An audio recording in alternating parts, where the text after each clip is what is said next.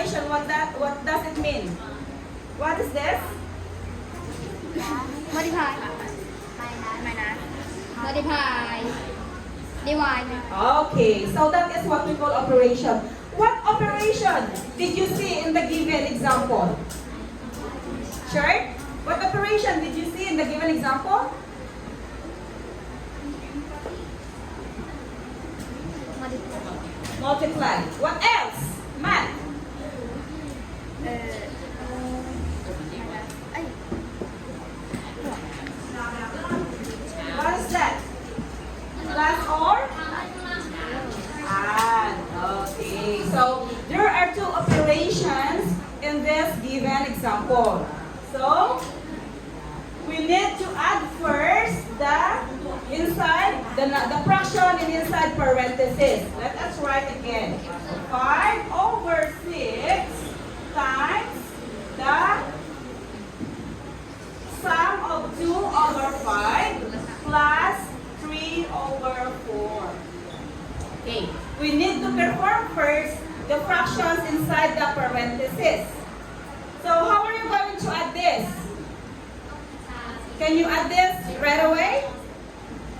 No. So what are you going to do? You need to make the denominator the same by getting the LCM. So what is the LCM of 5 and 4? Very easy to find the LCM. Just skip counting. 5, 10, 15, 20, 25. This is what we call skip counting. This is 5, right? And this is 4. 4, 8, 12, 16, and 20. Can you see there is 20? They are the same. This is what we call least common multiple. Understood? So that the denominator would be the same. You need to find the LCM. And the LCM of 5 and 4 is 20. So, we're going to 20. 20 divided by 5 is 4.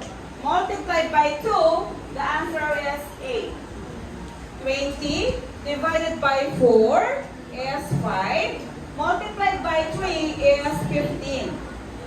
So we're going to, alright, it will become, let us write again, 5 over 6 multiplied by 5 plus 15 is 23 over 20. Okay, we can now multiply the given fractions.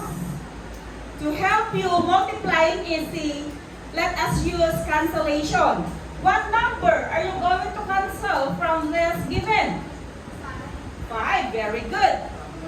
This will become 1 and 20 become 4. Perfect. And then you're going to multiply 1 times 23.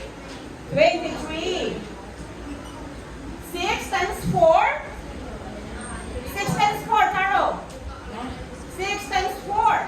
What is the answer? 6 times 4. What is the answer? 24. Very good. You got it right.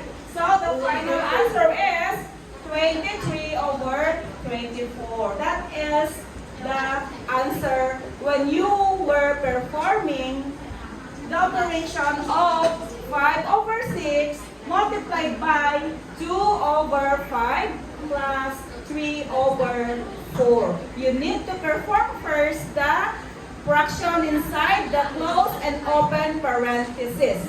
Understood?